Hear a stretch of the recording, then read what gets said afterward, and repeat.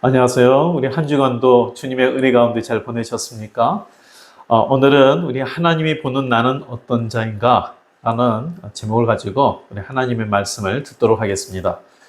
그 서울 그 양화제인에 보면은 그 외국인 묘지가 있습니다. 네, 거기에 고아의 자애로운 아버지라는 그 비문이 하나 있는데요. 일본 사람이지만 이 조선의 고아들을 1921년부터 1,000명 이상을 돌보고 조선의 땅에서 별세한 소다 가이치 선생의 비문에 새긴 글입니다. 그는 일본이지만 그 공로로 우리나라에서 문화 그 상을 수여받았습니다. 이렇게 이제 한 인생에 대한 평가가 이 글 몇 글자로도 분명하게 나타나 있는데요. 이는 성경에서도 마찬가지입니다. 홍수 심판 때에 노아와 그의 가족들은 구원을 받았죠. 그때 이 성경은 노아를 어떤 자라고 평가를 했냐면 창세기 6장 9절에 보니까 노아는 의인이요.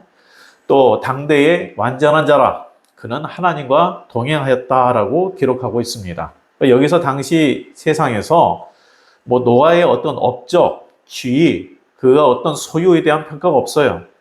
의인이다. 그는 하나님과 동행했다. 이것만 이렇게 언급이 됩니다. 사도행전 10장 4절에서도 로마 백부장인 고넬료를 천사가 찾아와서 이렇게 말합니다. 천사가 이르되 내 기도와 구제가 하나님 앞에 상달되어 기억하신 바가 되었다. 곧 하나님께서 기억하신 자라는 것이죠. 자, 그렇다면 하나님은 나의 삶을 어떻게 평가하실까? 그러니까 다른 말로 하나님 앞에서 나의 인생이 어떻게 평가받을까? 우리가 이제 이 부분에 대해서 오늘 이 말씀을 가지고 우리 자신을 좀 깊이 살펴봤으면 좋겠습니다. 오늘 6장 21절에 5장 21절에서 24절까지의 말씀을 읽도록 하겠습니다. 제가 읽겠습니다. 에녹은 65세에 무드셀라를 낳았고 무드셀라를 낳은 후 300년을 하나님과 동행하며 자녀들을 낳았으며 그는 365세를 살았더라. 에녹이 하나님과 동행하더니 하나님의 그를 데려가심으로 세상에 있지 아니하니라. 자, 오늘 본문에서 보면 두 사람이 언급되죠. 한 사람은 에녹이고 그리고 무드셀라입니다. 홍수 전에는 이 아담의 후손이 오래 살았어요. 성경에 기록된 후손들의 이 살아간 기간을 보면 500년 이상이에요. 대부분이. 무드셀라와 같은 경우는 성경 역사에서 가장 오래 살았죠. 969년을 살았습니다. 거의 1000년을 살았어요. 근데 뭐 그렇다 해도 결국 모두 땅에서 죽었어요. 그런데 예외적인 사람이 등장하죠. 바로 오늘 읽었던 에녹입니다. 에녹은 죽지 않았어요. 24절 말씀에 보니까 에녹이 하나님과 동행하더니 하나님의 그를 데려가심으로 세상에 있지 아니하였더라라고 말씀하고 있습니다. 세상에 있지 않았다는 것이 죽었다는 그런 비유적 표현이 아니에요. 이 히브리서 11장 5절에는 이 부분에 대해서 분명하게 말씀하고 있어요. 그게 뭐라고 기록되어 있냐면 믿음으로 에녹은 죽음을 보지 않고 옮기셨으니 라고 되어 있습니다. 믿음으로 에녹이 죽지 않았다는 거예요. 죽지 않고 옮겨졌다라고 분명히 말씀하고 있어요. 죽지 않고 하나님께로 올라간 자가 성경에 2명 기록되어 있습니다. 바로 에녹과 엘리야입니다. 그만큼 에녹은 특별한 자예요. 그런데 이 에녹에 대한 하나님의 평가, 성경은 어떤 자라고 기록하고 있냐면 22절에 보니까 하나님과 동행하며 자녀들을 낳았다. 이게 바로 전부예요. 이게 전부예요.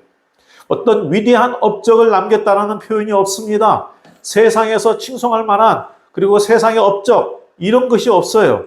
하나님의 선지자로서 능력을 행하고 시대에 큰 영향을 끼친 자였다라는 말도 없어요. 그가 한 일은 오직 하나님과 동행한 것과 자녀들을 낳은 것뿐이에요. 그런데 바로 그것, 하나님과 동행하는 것이 하나님께서 그토록 귀하게 여기는 삶입니다. 그래서 에녹은 죽음을 맛보지 않고 하나님께로 간 자가 되었습니다. 그렇다면 에녹이 어떻게 하나님과 동행하였기에 죽음 없이 하나님께로 올라갔을까요? 어떻게 하나님과 동행했길래? 300년 동안 하나님과 동행했다. 물론 그 긴 세월 동안 고난과 아픔과 어려움이 있었겠죠. 근데 그럼에도 끝까지 변함없이 하나님과 동행했다. 이것도 정말 귀한 거죠. 정말 그러한 어떤 하나님과 동행도 귀한데, 근데 이게 어떤 계기로 그렇게 하나님과 동행하는 삶을 살았을까? 이 말씀에서 깊이 생각해야 될 것이 하나 있어요. 그게 뭐냐면 하나님과 동행한 기간입니다. 기간. 에녹이 세상에서 몇 년을 살았냐면 300년이 아니고 365년입니다. 근데 성경은 에녹이 하나님과 동행한 기간을 365년이라고 말하지 않고 300년이라고 말씀합니다. 22절에 이렇게 기록되어 있죠. 무드셀라를 낳은 후 300년을 하나님과 동행하며 자녀들을 낳았으며, 자, 일생 동안 하나님과 동행했다라는 표현이 아니라 300년 동안 하나님과 동행했다라고 말하고 있어요. 그게 무슨 말이냐? 무드셀라를 낳은 후라고 되어 있죠. 무드셀라를 낳은 후. 그러니까 에녹이 65세에 무드셀라를 낳았는데 이 무드셀라를 낳은 후에 300년 동안 하나님께 동행한 거예요. 일생 동안 하나님과 동행했다는 표현이 아니라 300년 동안 하나님과 동행했다라고 말해주고 있습니다. 그러니까 에녹이 65세 때 이 무드셀라를 낳을 때 무슨 일이 있었다는 거죠. 어떤 계기가 있었기 때문에 무드셀라를 낳은 후에 하나님과 동행했을까? 근데 그 이름을 보면 우리가 그 의미를 알게 됩니다. 무드셀라라는 이름의 뜻은요, 한 두 가지 정도 나오지만 그가 죽으면 보낸다라는 뜻이 있어요. 그가 죽으면 보낸다. 그러니까 죽다, 죽이다라는 메투의 단어와 보내다라는 뜻의 샬라흐라는 단어의 합성어, 이게 무드셀라예요. 그러니까 그가 죽음을 맞이할 때 보낸다라는 것이에요. 그가 죽음을 맞이할 때 무엇을 보낸다? 뭐예요? 심판을 보낸다는 거예요. 에녹이 무드셀라를 낳을 때쯤에 강하게 깨닫게 된 것이 뭐냐면 하나님의 심판이었습니다. 하나님 심판이 있을 거라는 거예요. 그래서 아들의 이름을 무드셀라, 이 사람이 죽으면, 그가 죽으면 심판이 있을 것이다 라고 지은 거예요. 그래서 이 두려움의 심판을 예고받은 에녹은 하나님의 뜻에 집중한 거죠. 그래서 그때부터 300년 동안 하나님과 동행하면서 살아간 거예요. 좀 더 구체적으로 보면요, 무드셀라가 969년 살았다고 그랬죠. 그가 죽던 해에 홍수 심판이 있었어요. 그 계산을 해보면 정확하게 나옵니다. 그러니까 무드셀라가 187세에 아들 라멕을 낳았고요.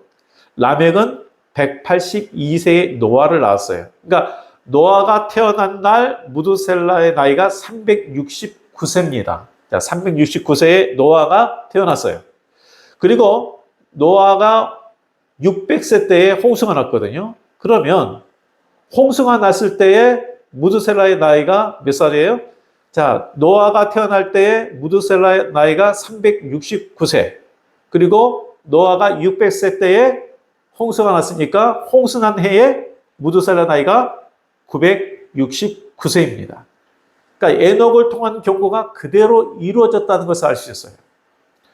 유다서 1장 14절 말씀을 보면요, 에녹은 당시 경건하지 않는 자들에 대하여 뭘 예언했냐면 심판을 예언하였다라고 기록되어 있습니다. 그러니까 에녹이 이 무드셀라라는 이름을 지을 때 이미 하나님께서 심판하실 것을 깨달은 거예요. 그래서 당시에 경건하지 않는 자들에게 심판을 예언하였다. 유다서에 이렇게 기록되어 있습니다. 자, 에녹은 하나님으로부터 받은 말씀으로 심판을 예언하였고, 또한 심판을 예언하는 사람답게 그런 경건한 삶, 하나님과 동행하는 삶을 산 거예요. 다른 사람들은 타락한 시대에 이러한 사상을 따르고 자기 중심대로 살아갔지만 그는 심판을 생각하면서 하나님과 동행한 것이죠. 이 에녹이 하나님과 어떤 동행을 했는지 히브리서 11장 5절에서 6절에 기록되어 있는데요. 히브리서 11장 5절 제가 한번 읽어볼게요. 그는 옮겨지기 전에 하나님을 기쁘시게 하는 자라 하는 증거를 받았느니라 라고 기록되어 있습니다. 그러니까 옮겨지기 전에 하나님을 기쁘시게 하는 자라 하는 증거를 받았다. 어떤 동행이에요? 하나님을 기쁘시게 하는 동행입니다.